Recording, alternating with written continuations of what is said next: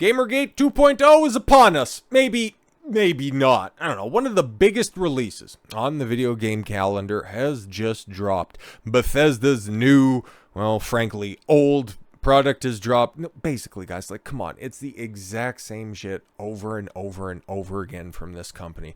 They've been running the exact same engine, okay, the creation engine, since Elder Scrolls 5, since Skyrim came out, okay? And it's not even that big of an upgrade over, the Gamebryo engine that they were running before. They've been doing the exact same stuff since 2011, and they keep getting away with it. But, you know what? To be completely fair, people kind of gave it a pass because the novelty of Skyrim back in 2021. Oh, you can do so much.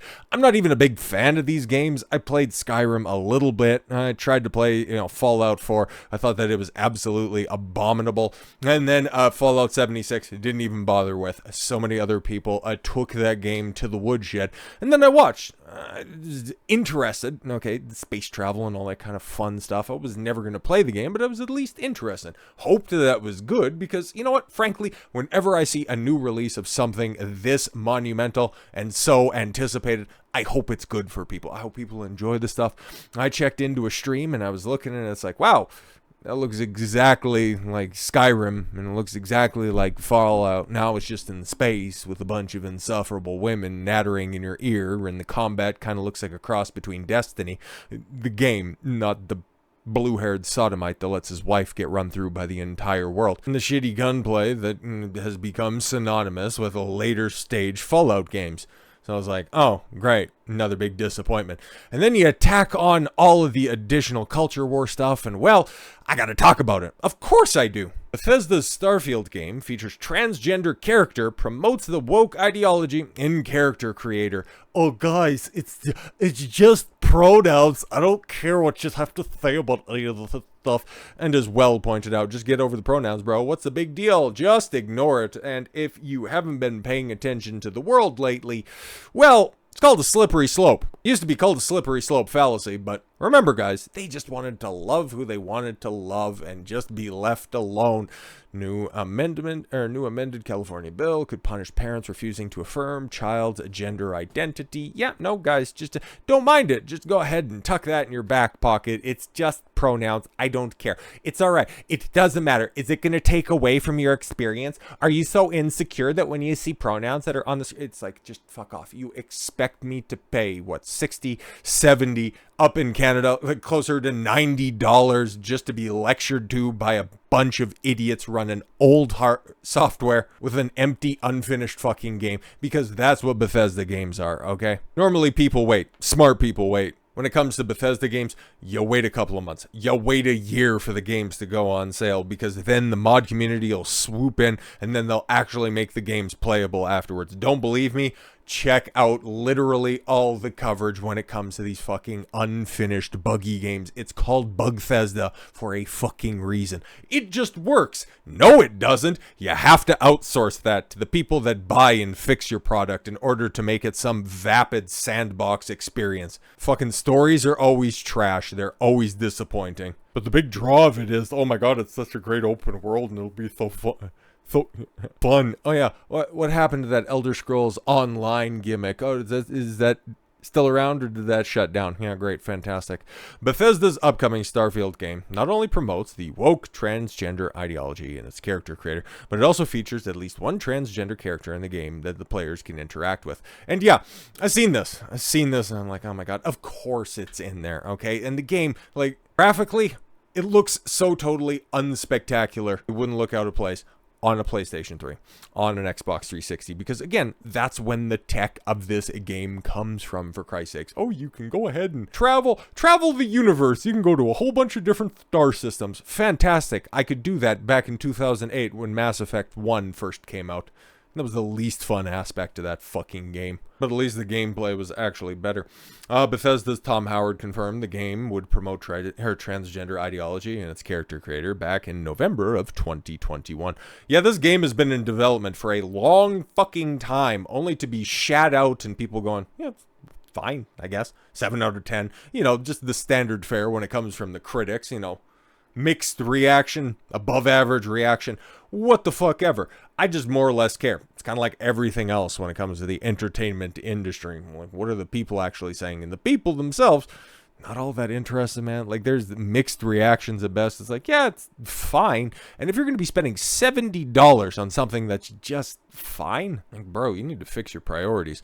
During a Reddit AMA, Howard was asked about the game's character creator, to which he answered, really excited, and the team has done with the character creation here. It just works, guys, including choosing background, skills, and you can also pick your pronouns. He, she, they. How bigoted. There's only 3 options. Where are the other 900,000?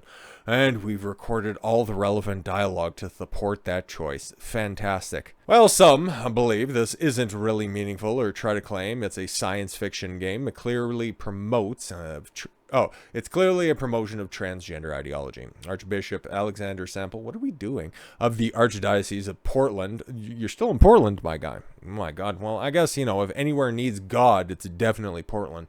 It explains that a Catholic response to gender identity theory, to some supporting aspects of social transition, may seem benign, even humane, such as using someone's preferred pronouns to actively affirming his or her perceived gender. No, it's compelled speech, and it's somebody who just needs to constantly have their dominance asserted over you at every moment in time, because they're the ones that are actually insecure, because they need everybody else to comport to their reality. Otherwise, they'll just hop on TikTok and Instagram and then just fucking melt down for the world to go, it's okay, they're just bigots that are out there. However, while well-intentioned, no, it's not. It's never well-intentioned, okay? Suppression is always wrapped in a smile. I've been around long enough to just realize that, all of these people that have these good, well-intentions, no, they're never, ever going to be there to make the world a better place. Here's the thing about the truth. It's cold, it's harsh, it's unforgiving, but it's real. You can do something with that instead of catering to people who are on a handful of pills, feelings, and whims, depending on the time of day it is. Fuck you, not doing the pronoun gimmick.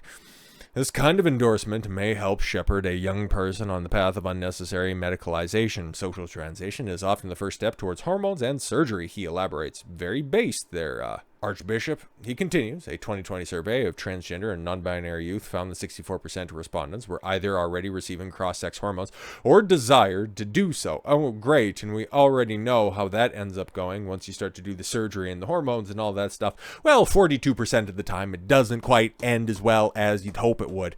Danish researchers who first used puberty blockers on gender dysphoric children found that social transition increased the likelihood that dysphoria would persist and result in medicalization. Remember, this is about a space game for kids. Well, it's rated mature, but let's keep it a buck. For everybody who used to play video games, okay, even when you'd go to the store and buy them, were they all that strict when it came to enforcing the age ratings on things? I remember buying an Xbox 360 and a copy of Halo 3 at the time. I can't remember specifically. I know I was in high school when that came out. I don't know if I was 17 at the time. I'd have to go and double check the age on it. Or, I'm sorry, the year on it, but I was playing Grand Theft Auto games all the way back in the cut, back on the PS2, so video games are still trying to cater to the younger demographics. Can we agree on that? The more impressionable side of things. Social transition can also include practices such as breast binding, genital tucking. Yes, we kind of know all of this stuff as well. Not only does the game try to push transgender ideology by allowing players to select different pronouns and then the sex of their character, but it also features transgender characters in the game. Yes, this is the clip that I seen. Somebody that we're going to be referencing a fair few number of times throughout this video as well.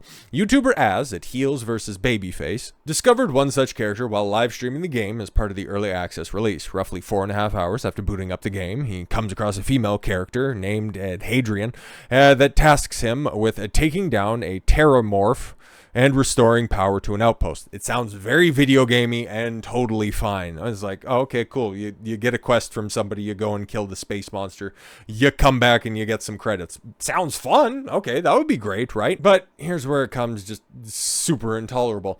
During his second live stream of the early access, he eventually returns to the planet Hadrian is located on. Hadrian provides some information about the terramorphs and their connection to the UC before sending him on another mission. After completing it, and returning to the character, Hadrian tells him, my relationship with the UC, it's more complicated. Oh, I'm sorry. I should get into proper Bethesda voice acting mode here for a second, because that's a picture. That's a screenshot from a 2023 game, by the way. Just need to reinforce that. These games look like fucking ass, dude. Jesus Christ. And it's not like Az has a shit PC. By the way, for complete transparency, yeah, I listen to Hasan podcasts. I was watching a part of his stream, okay, just to get caught up on this video game. I think on Friday or Saturday. He was streaming sometime, okay? I didn't see this specific interaction. I seen a clip of it, but then I was also watching him when he was allowed to actually play the game instead of just walking around listening to a bunch of women on the fucking PA system. It's like, oh my god, this is DMV in space. Who the fuck wants to buy this shit? But no, it does the exact same thing that Bethesda games have been doing for a decade. For a decade. Here, we're going to have this very interactive conversation with somebody who's just going to zoom in, center screen for the character that you're talking to, and then you're going to have 3 choices of dialogue. Oh my god, very innovative. Fucking trash. No, okay, it's a quest giver. If you've been playing RPGs for a certain amount of time, these characters come and go. It's totally fine. Maybe they have a little bit of interesting dialogue to build out their own character. So it's like, hey, remember that interaction that we used to have with Hades? Oh yeah, that was a really cool character. I wish we'd learn more about this person. But no. What is this, like the 3rd or 4th interaction? My relationship with the UC, it's more complicated than it might seem at first glance. The UC's actually the only reason I'm here in the first place.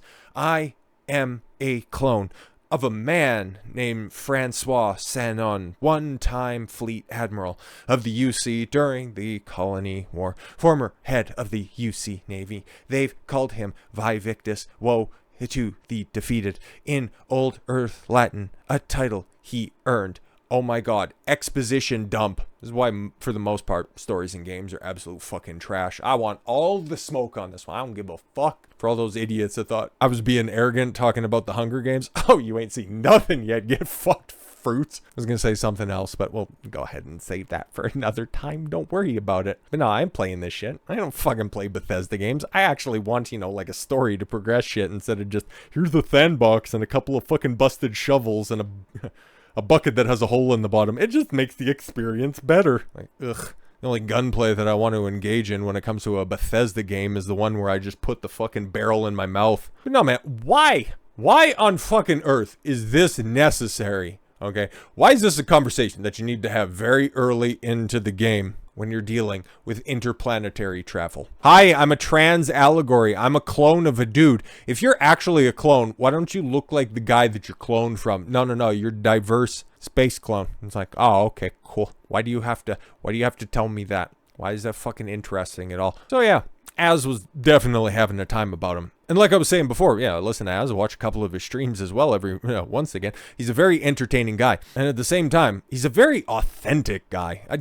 I like Az. I like what he's about. And if you're interested in video gaming and a bunch of different terrible television shows, I'd highly recommend him. He has just become the central figure, no offense, clone, in this entire Starfield debate that is taking place right now. But let's add a bit more context before we get into this. Hadrian continues, I was a part of, it was the UC's attempt to create a new generation of military minds, one of the most respected tacticians, secure the leadership of the UC military of generations to come. And exactly, if you were going to be securing the UC military for generations to come, why would you choose a female? Why would you choose something that is going to objectively be less physically capable? Oh no, it's almost like they're conditioning you off rip when you have to choose your pronouns. We're not dealing with anything in the biological sense anymore. We're just dealing with pure fucking fantasy, but we're going to go ahead and try to adhere to some of the standards of science, some of the more palatable side of science. Okay, whatever. Interestingly, after a significant delay without any kind of prompt from Az, the character first asks the player, are you okay? After an even longer delay, Hadrian says, I just thought you deserved to know. Oh my god, exactly. It's like, I needed to tell you about this all the time, because that's the only unique characteristic about me. I'm a clone, but I'm a trans clone. Fantastic. Upon choosing a dialogue option, you're a clone of a man. How does that work? Hadrian answers, a non-trivial amount of gene editing. Clone, honestly, isn't really the right term for our relationship, thanks to the amount of donor material I was required to bring me into this world. Yeah, exactly. Then why not just come up with something different? A unique vessel of somebody from a bygone era, that would be a little bit more appropriate, but no. Words don't matter anymore. This is just all conflating of words, because when you can tear down the definitions of certain things, what's stopping you from tearing down the definitions of everything? Hadrian continues, he and I are different levels, more than a few levels. More than a few levels. Oh, okay, and there's no denying the fact that we are inexorably linked. Wow, this sounds terribly fucking boring. What do you make of Starfield promoting transgender ideology? I don't think all that much about it, because this game looks like total fucking dog shit. But again, when I see this dumb shit start to pop up in things that are trying to make itself as important, or rather, given the fact that the video game industry is in fact dollar to dollar, penny to penny, in comparison to Hollywood, the more valuable industry, well, of course, starts to make a lot more sense. It really does when it comes to these heavy-handed messages that are coming into the video game industry as well. Because from that strike that nobody really cares about, that's just completely shut down Hollywood, now they want to grab everybody, all of their friends over in the video game industry, have them all shut down at the same time. It's all just this big incestuous lump. This is something that I totally checked out. Was that back in 2015 or something like that? Outside of playing one Japanese-produced role-playing game back in 2020, basically haven't played games in a long time. Because I seen all of this shit pop up right around the time that Mass Effect Andromeda came out. I was big excited for that game. Thought it was going to be great, and then I played it, and it's like, oh god, this is the worst thing that I've ever played my entire fucking life. And it's like, wow, if this is the direction that video games are going, I will not be giving them another dime until something comes along that I actually think is going to be good, and hear that it's good as well. Same thing with Hollywood and with movies as well. The last video that I went to the theater to see was The Dark Knight Rises, which I liked until I thought about it more, and it's like, wow, that was absolute dog shit. And then the last film that I ever seen at home, and bought the physical copy of, was Iron Man 3, and that is just an abortion of cinema. And it's like, wow, hearing how bad things have continued to go, I think I punched out at a decent time, because whenever I dip my toe back in, I listen to a review, watch somebody do a playthrough, I am not all that incentivized to come back around. Because especially when you start to have all of these, fat-headed blowhards like Review Tech USA, oh my god, this guy's just big fucking mad because as you might be able to tell by a couple of the pictures that are there, he used to be a rather portly gentleman. Now he's definitely on his way to losing a hell of a lot of weight. I think he's been off of a bunch of different terrible vices for a very long time, for the better part of this year, in fact. Alcohol, sugar, going to the gym consistently, improving himself, and then also having a very strong personality online and a very successful channel. So of course, now the ankle biters start to come through. And Review Tech USA, Rich, that fat sack of shit who hasn't seen his own dick in a decade, as the last time Bethesda had anything unique to put out to market, is deciding to take shots at other people. Fancy that. Can't get views when you're, off your own unique content? Well, might as well just start to attack people that are on an upward trajectory, right? I'm jealous, to be honest. I want to live in a world where Heels versus Babyface's world, where life is so easy that pronouns and a character creation screen cause me to rage like this. Well, even as you can see by just the first person responding to his tweet right there, he's not wrong. That shit does get annoying. I stopped playing Forza 5 because Oh, because of it. Really? It's in a racing... Oh, my Christ. I thought because you could actually compete a race, all the drivers would be men. But yet, I also played and enjoyed WO. I don't know what that is. And that had pronouns as well. Yeah, guess what? Another game that a lot of people are enjoying also has that same shit that's in it, but does it go overkill? Okay, does Baldur's Gate 3 act so heavy-handed as Starfield does by having this long CW type sit down where, hi, I really need to tell you about my trans agenda. I don't fucking care. I want to go shoot aliens. But okay, this 2-minute long clip. Don't know how much of it we're going to watch specifically, but this is Az. Az is right now just at the center of all of this stuff. This clip is making the rounds, and it's causing quite the fracas in regards to the Starfield conversation. And yeah, this was in the middle of a stream, so yeah, this is a guy who's also having over 1,000 people watch him play this game. So yeah, he's going to be entertained. And yes, the screaming and getting a little bit heated is kind of Az's brand. So yeah, oh my god, he got rage-filled on a stream. Yeah, he gets excited playing games. Imagine that, right? I just want to say something to you, Bethesda. Just want to say a little something. There is nothing I love more. Taking my headphones off, fuck that. Oh, no. Bethesda, there is nothing I love more than to sit down, comfy chair, turn on my PC, fire up a brand new RPG, lose myself, think, oh my God, just think of this world, just think of all the planets I can visit, all the... Yeah, exactly. Okay, that's what you were anticipating. That's what has been sold to you for the past 5 years that this game has at least been announced. It's probably been in development for closer to a decade, right? So yeah, you're going to be able to trek across the stars in that classic Bethesda way. If you like those type of games, fantastic. It's definitely a genre, kind of like, you know, stupid PS3 third person, you know, oh my God, I got a bow, it's so unique this time around. Or a Dark Souls game, which has basically been the fucking same. Demon Souls came around, but oh my God, this time George R.R. Martin's helping out with the script. If you like those type of games, fantastic. And you like the fact that they're continued in their iterations over and over again with a different setting, wonderful. But yeah, there used to be this thing. There used to be this thing about video games, movies, television shows, anything that you can just go ahead and take a step back from reality with. Oop, there goes gravity. Oh, I might get a cease and desist from, you know, Cuck and M right now. But if you get told this is going to be a space trekking video game, this is going to be something where you can go and explore the stars, and then what you're more likely to see is heavy-handed exposition dumps on how it's fine to be trans. Yeah, that resonates with a small portion of a small portion of a small portion of the fan base, where they'll go ahead and clap. But again, we've seen it time and time again. Whenever you try to pander to those fucking weirdos, they never turn out. They don't support anything, but they'll make a hell of a lot of rousing speeches on Twitter that make it look like there's so many people that are outraged by this. If you don't include us in your video games, how many studios need to crumble under this weight? It used to be, you know, just Anita Sarkeesian would come in, swoop in, inject feminism into everything, and then just leave as quickly as she showed up, and then you'd have the shrivel husk of BioWare, of Naughty Dog, left in her wake. No, they just want to make video games for everyone. No, you don't have to make video games, okay? You don't have to make your big, elaborate space sim pander to kids without electricity in South Africa. It's just basically what you're doing with all of this trans crap. Well, as continue. The immersive things that I can get involved with, all the fights, all the relationships, all the people I meet, all the places I go. I'm so excited to go there. And you know, I love nothing more than, with all of that laid out in front of me, I love nothing more than to be dragged out at every fucking conceivable opportunity so you can fucking current day us.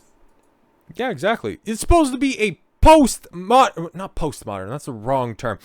A futuristic take on the world. We're interplanetary traveling, okay? Like, this is going to be way far into the future, and we're still dealing with all of these current day issues, okay? That's all the problems, or at least a vast majority of the problems with today's entertainment. And here it is, rearing its ugly head with one of the most anticipated video games on the 2023 schedule, if not the most anticipated. So yeah.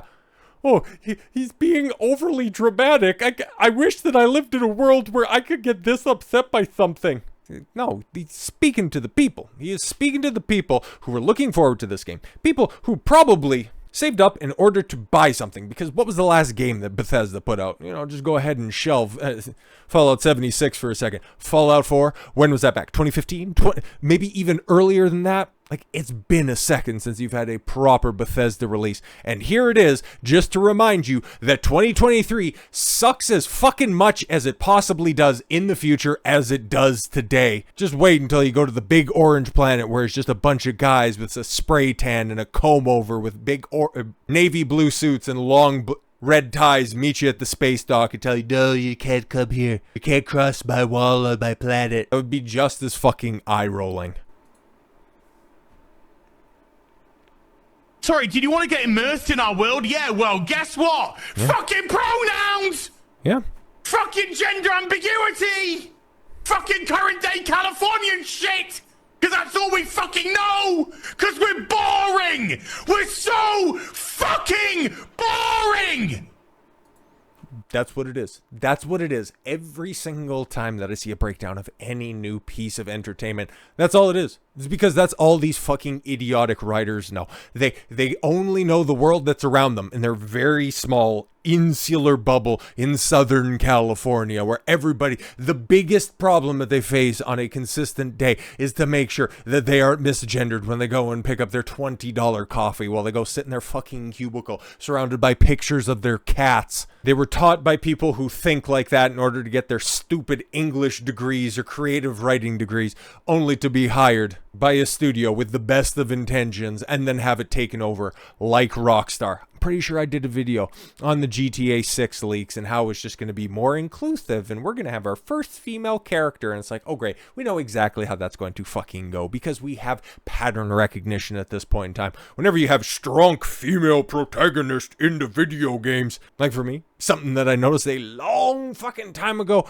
Angelina Jolie for me killed the action movie genre because I couldn't possibly take seriously a 90-pound bug-eyed psychopath beating the piss out of 250, 300-pound man. That was just a bridge too fucking far. If she's gonna do the Lara Croft Tomb Raider shit where she's got 2 guns and she's an expert marksman, I can totally fucking believe that. She's gonna beat the piss out of some people like that. Fantastic. Guns will do most of the work and she can just do a couple of goofy swinging arounds, playing with cover and all that stuff.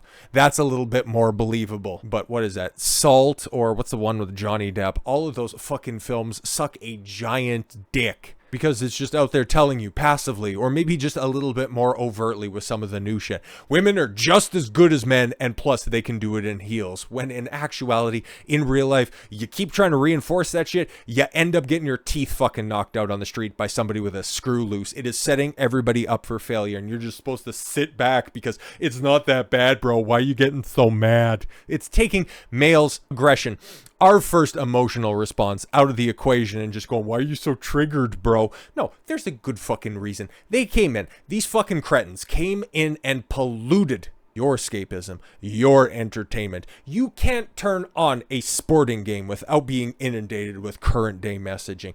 You cannot put in a video, a movie that has been released in the past half decade to a decade without being infiltrated by just stupid modern day problems. Because all of the writers, all of the producers, all of the directors on these big budget games, I'm not talking about the indie space, they're doing some unique and creative things. Fantastic. Thank God that they're still propping up this fucking shell of an industry. But they all think the same. They all move the same. That's why they're trying to strike alongside Hollywood. Because it's a big incestuous business that just continues to expect you to lap up the shit that they leave in their wake.